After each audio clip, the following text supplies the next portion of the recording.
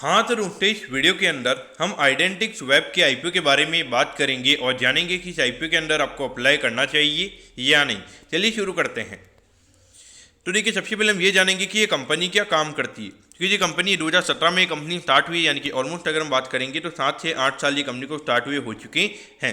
तो देखिए, जो कंपनी शॉपिफाई पे जो भी ऐप वगैरह बनती है तो उसके रिगार्डिंग जो भी डेवलपमेंट का काम होता है वो ये कंपनी में यहाँ पे करती हुई नजर आती है। और उसके अलावा अगर हम बात करेंगे तो वेब डेवलपमेंट के रिगार्डिंग जो भी सर्विसेज होती है तो वो ये कंपनी में प्रोवाइड करवाती हुई नजर आती है। करंटली अगर हम कंपनी के नंबर ऑफ एम्प्लॉइज की अगर हम बात करेंगे तो अराउंड 64 एम्प्लॉइज ये कंपनी के नाम में काम करते हुए नजर आते हैं। और डेफिनेटली ये जो डेटा की अगर हम बात करेंगे तो 28 फरवरी का डेटा हमारे पास में यहाँ पे अवेलेबल है। तो यानी कि उसको एक महीने पहले का डेटा हमारे पास में ऑलमोस्ट यहाँ पे अवेलेबल है। तो उसके बीच में आई डोंट थिंक कि यहाँ पे इतने ज़्यादा एम्प्लॉइज यहाँ पे कंपनी ने और हायर किए होंगे। अब अगर हम यहाँ पे कंपनी के ऑब्जेक्टिव के बारे में अगर हम बात करेंगे, यानी कि जो आईपीओ से कंपनी को पैसा मिलने वाला है उसी कंपनी कैसे यूटिलाइज करने वाली है। तो देखिए, यहाँ पे कंपनी लगभग 2.5 करोड़ के लगभग का जो पैसा है वो यहाँ पे कंपनी मार्केटिंग में यहाँ पे यूज करती हुई नजर आएगी।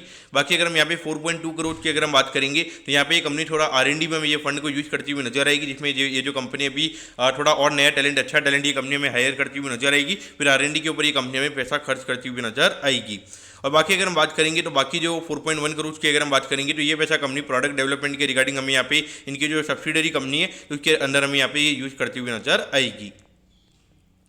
अब अगर हम कंपनी के फाइनेंशियल्स के बारे में अगर हम बात करेंगे तो देखिए, 2023 में लगभग 6 करोड़ 27 लाख के लगभग ये कंपनी का रेवेन्यू का नंबर था। फिर अगर हम पिछले फाइनेंशियल ईयर में अगर हम बात करेंगे तो वहाँ पे भी ऑलमोस्ट ये नंबर हमें सेम ही नजर आता है। कोई ज़्यादा ग्रोथ हमें यहाँ पे देखने को नहीं मिली है। लेकिन अभी 6 महीने में अगर हम देखेंगे तो अराउंड 4 करोड़ 79 लाख के लगभग कंपनी का रेवेन्यू का नंबर हमें यहाँ पे नजर आता है। इसको अगर हम एनुअलाइज करेंगे तो लगभग 9 साढ़े 9 करोड़ के लगभग का एनुअलाइज रेवेन्यू हमें यहाँ पे ये कंपनी का होता हुआ नजर आ सकता है। अगर हम प्रॉफिटेबिलिटी की बात करेंगे तो यहाँ पे 1 करोड़ 35 लाख के लगभग यहाँ पे कंपनी का प्रॉफिट का नंबर था। फिर ये नंबर एकदम से क्योंकि रेवेन्यू का नंबर इतना यहाँ पे नहीं बढ़ा था, लेकिन अगर हम प्रॉफिटेबिलिटी की बात करेंगे तो ये नंबर सीधा कंपनी ने डबल से भी ऊपर दिखाया है, अराउंड 2 करोड़ 77 लाख के लगभग।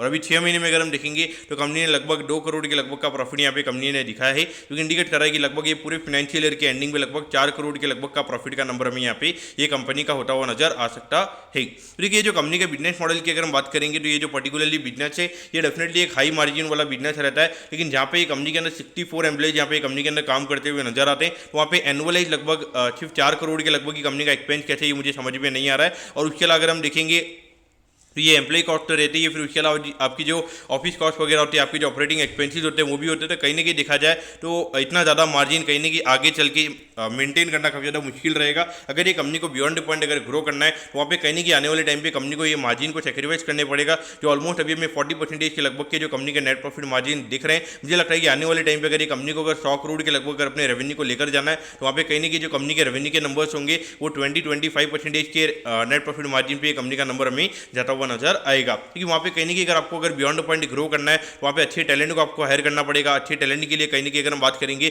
तो काफ़ी अच्छी कॉस्ट आ जाती है। वो इतने नॉर्मली एक कम पैकेज में एक अच्छा एम्प्लॉय आपको मिलेगा नहीं। तो उससे कहीं ना कहीं देखा जाए तो वहाँ पे कंपनी के जो मार्जिन है वो आने वाले टाइम पे हमें थोड़े कम होते हुए नजर आएंगे। अब अगर हम आईपीओ की डिटेल्स के बारे में अगर हम बात करेंगे तो देखिए, 26 मार्च को ये आईपीओ में स्टार्ट होता हुआ नजर आएगा और 28 मार्च को ये आईपीओ में क्लोज होता हुआ नजर आएगा। अगर हम इसी प्राइस की अगर हम बात करेंगे तो 54 रुपीज़ के कट ऑफ प्राइस पे कंपनी में शेयर देती हुई नजर आ रही है। और 2000 शेयर का लॉट शेयर में यहाँ पे ये कंपनी का नजर आता है, यानी कि एक लॉट को अप्लाई करने के लिए 1,08,000 रुपये यहाँ पर आपको लगने वाली हैं। अगर हम इसी प्राइस की अगर हम बात करेंगे तो अराउंड 16 करोड़ 63 लाख के लगभग का आईपीओ का इशू है जो हमें यहाँ पे नजर आता है। तो ये पूरा पैसा कंपनी के पास में जाता हुआ नजर आएगा। और अभी यहाँ पर अगर हम देखेंगे तो ये जो 54 का कट ऑफ है तो उसके हिसाब से अगर हम बात करेंगे तो अराउंड 35% के लगभग यहाँ पे कंपनी का रिटेल कोटा है, यानी कि लगभग 5-5.5 करोड़ के लगभग का कंपनी का रिटेल कोटा में यहाँ पे कंपनी का नजर आता है। अब अगर हम उसके अलावा लिस्टिंग की अगर हम बात करेंगे तो बीएसई के एसएम प्लेटफॉर्म पर ये कंपनी में लिस्ट होती हुई नजर आएगी। अब अगर हम यहाँ पर आईपीओ के टाइम टेबल के बारे में अगर हम बात करेंगे तो देखिए, 1 तारीख को आपको पता चल जाएगा कि आपको अलॉटमेंट मिला ही, यानी अलॉटमेंट नहीं मिलता है तो 2 तारीख को रिफंड मिल जाएगा। 2 तारीख को आपके डीमैट अकाउंट में शेयर आ जाएंगे अगर आपको अलॉटमेंट मिलता ही, और 3 तारीख को ये कंपनी हमें लिस्ट होती हुई नजर आएगी। अब अगर हम यहाँ पे कंपनी के वैल्यूएशन की पैरामीटर्स की अगर हम बात करेंगे तो देखिए, अराउंड 56-57 करोड़ के मार्केट कैप पे ये कंपनी का आईपीओ में आता हुआ नजर आ रहा है।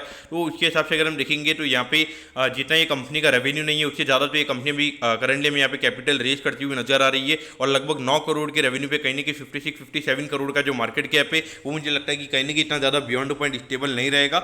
लेकिन फिर भी अगर हम देखेंगे तो आईपीओ का साइज काफ़ी छोटा है और उसमें भी अगर हम देखेंगे अराउंड 35% के लगभग यहाँ पे कंपनी का रिटेल कोटा में यहाँ पे नजर आता है, यानी कि लगभग जो 16 करोड़ के लगभग लगभग का IPO है, तो वहाँ पे लगभग 8 करोड़ के जो शेयर है वही हमें यहाँ पे पब्लिक के पास में जाते हुए नजर आएंगे। तो लगभग मुझे लगता है कि 16 करोड़ के शेयर में से लगभग 2-2.5 करोड़ के लगभग के शेयर हमें यहाँ पे लिस्टिंग के दिन यहाँ पे सेलिंग के लिए आते हुए नजर आएंगे। तो उस पॉइंट ऑफ से अगर ये कंपनी में अगर 3-3.5 करोड़ की डिमांड भी अगर हमें देखने को मिलती है तो वहाँ पे अराउंड 20-25% के प्रीमियम पे ये कंपनी हमें खुलती हुई नजर आ सकती है। तो पॉइंट ऑफ से देखा जाए तो मुझे लगता है कि यहाँ पे लो रिस्क यहाँ पे हाई रिवॉर्ड वाला बेट पर्टिकुलरली मुझे ये नजर आ रहा है, क्योंकि छोटा इश्यू है यहाँ पे इसको इजीली मैनेज किया जा सकता है। मेरे हिसाब से अगर आपको लिस्टिंग के लिए अप्लाई करना है, थोड़ा बहुत रिस्क अगर आप ले सकते हो तो मेरे हिसाब से यहाँ पे अप्लाई किया जा सकता है। मैं पर्टिकुलरली अगर मेरी बात करूंगा तो मैं पर्टिकुलरली यहाँ पे थोड़े 5-6 लॉट मेरे घर के अकाउंट के अंदर यहाँ पे अप्लाई करने की मैं ट्राई करूंगा, और मुझे मोस्टली लगता है कि मैं 100% IPO के अंदर अप्लाई करने वाला हूँ। मेरा रिकमेंडेशन भी यही रहेगा कि अगर आपको लिस्टिंग के लिए अगर ये IPO के अंदर अप्लाई करना है तो मेरे हिसाब से अप्लाई किया जा सकता है। तो मैं कहता हूँ कि आइडेंटिक्स वेब के IPO के बारे में आपको सब कुछ समझ में आ गया होगा। अगर आपकी कोई भी क्वेरीज है आप कमेंट कीजिए, मैं जरूर आपके कमेंट पर रिप्लाई करूंगा। ओके दोस्तों, thank you, have a nice day.